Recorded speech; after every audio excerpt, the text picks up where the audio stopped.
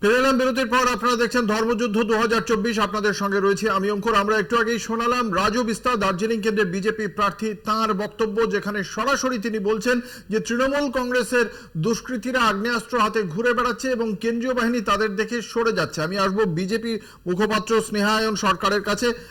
এই যে রাজু বিস্তার যে কথা বলছেন, তার মানে কেন্দ্রীয় বাহিনী সঠিকভাবে পালন করতে পারছেন না, নির্বাচন কমিশনের যে দায়িত্ব কেন্দ্রীয় বাহিনীর উপর সেটা পালন করতে পারছেন না। এটা তো কেন্দ্রীয় বাহিনীতে আমরা কাজ করছে না বলছেন না। দেখুন, দার্জিলিং লোকসভায় আজকে সকাল থেকে যে ভোট হচ্ছে তা কিন্তু মোটের ওপর কিন্তু শান্তিতে এবং বিক্ষিপ্ত। শান্তিতে আমরা তো একটা লাইন বলে আমার পুরো কথাটা শুনুন একটু। বিক্ষিপ্ত ঘটনা যদি কিছু দেখা যাচ্ছে, সে বিক্ষিপ্ত ঘটনা কিন্তু স্পেসিফিক একটি বিধানসভায় দেখা যাচ্ছে, সেটা হচ্ছে চোপড়া। এবং আপনাকে 2021-এর পার্সপেক্টিভে যদি দেখেন, এই দার্জিলিং লোকসভার একটি বিধানসভাতেই তৃণমূল কংগ্রেস জিতেছিল, চোপড়া, এবং সেখানেই কিন্তু এরকম কন্টিনিউয়াস সকাল থেকেই বিক্ষিপ্ত অশান্তির কথা দেখা যাচ্ছে।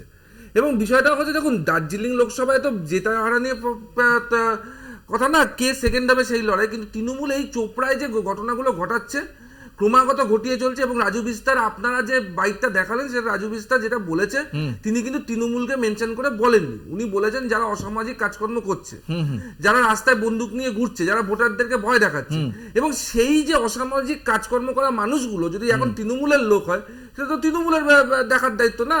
যে যত গুন্ডা, যত মাফিয়া যদি তৃণমূল নিজেদের জলে নিয়ে বসে থাকে, তাহলে তার কথাগুলো তাদের গায়ে লাগবে। না হলে তো এই কথা তো তৃণমূলের গায়ে লাগার কোনো বিষয় নেই। যারা এই যে আপনি বলছেন, যেখানে এই মানে কেন্দ্রীয় বাহিনীকে পরিচালনা কে করছে? কমিশনই করছে।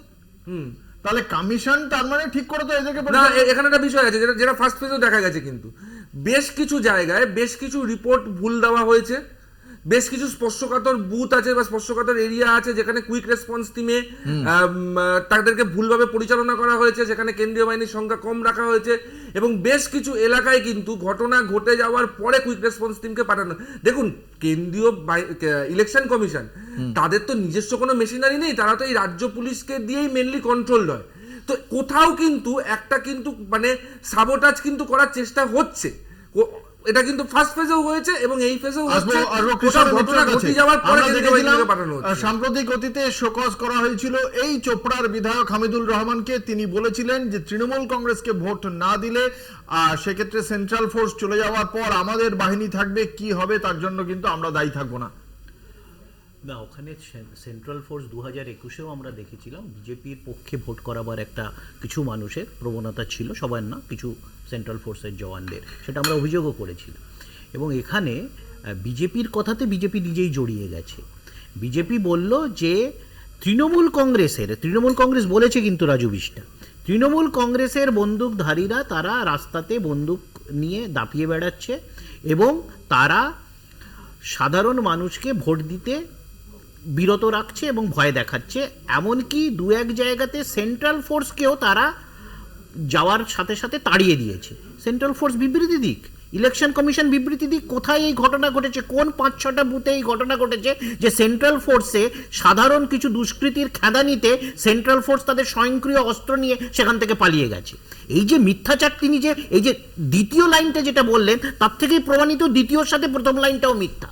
তার মানে উনি এই যে এককভাবে যে চোপড়া, এবং এই চোপড়াতে বলে রাখি, এই চোপড়া তো বিজেপির একটা বড় মাথা ব্যথার কারণ, তাহলে কি ওটা একটাই আমাদের ওখানে দার্জিলিং লোকসভাতে একটাই। আমি তো আবার বললাম যে ওখানে কেন্দ্রীয় বাহিনীর যে আচরণ, তার বিরুদ্ধে উনি বলেছিলেন যে কেন্দ্রীয় বাহিনীর প্ররোচনায় পা দিয়ে যদি মানুষ ওখানে বিজেপির হয়ে অশান্তি সৃষ্টি করে, তাহলে সারা বছর সেখানকার শান্তি শৃঙ্খলা বজায় রাখার গুরু দায়িত্বটা তৃণমূল কংগ্রেসের মাথায় পড়ে। ওখানে বিজেপি কোথাও নেই। প্রশাসন তো সবার উপরে আছে, কিন্তু দলীয় ভাবে অশান্তির দায়িত্ব জনপ্রতিনিধির আছে। উনি তো জনপ্রতিনিধি। হামিদুর রহমান স্পেসিফিক্যালি বলেছিল 4 তারিখের পরে আমাদের বাহিনী আমরা বুঝে নেব। কিন্তু বিষয়টা হচ্ছে যে পয়েন্টটা উঠলো, যে দেখুন, কেন্দ্রীয় বাহিনী বা ইলেকশন কমিশনকে অনেক সতর্কভাবে কাজ করতে হবে এই বছর। তার কারণটা কি? প্রথম কথা হচ্ছে, যে রাজ্যের প্রশাসনিক প্রধান স্টেজে দাঁড়িয়ে সরাসরি কেন্দ্রীয় বাহিনীর বিরুদ্ধে বিবৃতি দেয়, সেখানে আবার যদি কোনো স্ট্রং অ্যাকশন নিতে গিয়ে কোনো অনপ্রেত ঘটনা ঘটে থাকে, তাহলে সেইটা কিন্তু কাম্য নয়। এই জন্য কিন্তু একটা ভয়ের বাতাবরণ, একটা ভয়ের বাতাবরণ সৃষ্টি করা হচ্ছে। কেন্দ্রীয় বাহিনীকে সতর্ক থাকতে রাখতে হবে। 2021-এর মে মাসের পর থেকে নিরন্তর শুভেন্দু অধিকারী বলছে যে 2024-এর ভোট মোদিজির পুলিশ দিয়ে হবে, রাজ্য পুলিশকে ঠুটো জগন্নাথ করে বুথের 100 মিটার বাইরে রাখা হবে। এরপর তারা বলছেন কেন্দ্রীয় বাহিনী আমরা করিনি, রাজ্য পুলিশ এখানে করেছে।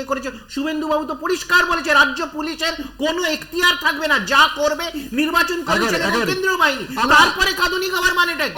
অবশ্যই আমরা আজকে যেটা দেখতে পাচ্ছি দ্বিতীয় দফার ভোটে কিন্তু 272 কোম্পানি কেন্দ্রীয় বাহিনী থাকছে, কিন্তু তার মধ্যেও দেখতে পাচ্ছি বালুরঘাটের প্রতিরামে বালুরঘাটের ভারতীয় জনতা পার্টির প্রার্থী রাজ্য বিজেপি সভাপতি সুকান্ত মজুমদার, তাকে খানিকটা বিক্ষোভের সামনে আসতে হয়েছে। তৃণমূল কংগ্রেসের আপনারা দেখতে পাচ্ছেন সেই ছবি, সুকান্ত মজুমদারের সঙ্গে তৃণমূল কংগ্রেসের কর্মী সমর্থকদের বচসা।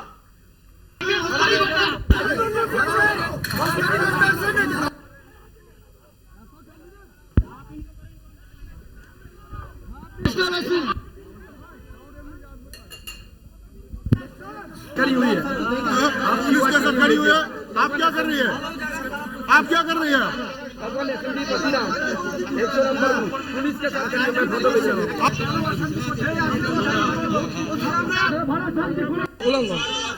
मेरा मोबाइल डीजे আপনি ডিজে ঠিক সেই জায়গা থেকে মার চালান মাটিয়ে চলে যাচ্ছে, ওরা পুলিশের সামনে দিয়ে চল কি লাগেন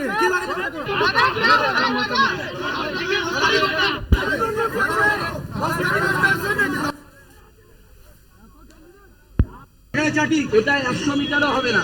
পুলিশ এখানে অ্যালাউ করছে, পুলিশ নিজে এখানে বসে থাকছে এবং তৃণমূলের লোকেদেরকে এখানে বসতে দিচ্ছে। এটা কিন্তু সম্পূর্ণ নির্বাচন কমিশনের নিয়মের উল্লঙ্ঘন। এটা মোবাইল এরা আমার উপস্থিতিতে যদি নিয়মের উল্লঙ্ঘন করে, পুলিশের উপস্থিতি যদি করে, তাহলে পুলিশের যেখানে সবসময় এত পুলিশ থাকবে না, তাহলে সেখানে কিভাবে ভোট করানোর চেষ্টা করে? বলছি আজকে ময়নাতে কিভাবে, এরা তো জিজ্ঞেস করো কিভাবে এরা আমাদের লোক আমাকে ধমকাচ্ছে, এত সাহস এদের।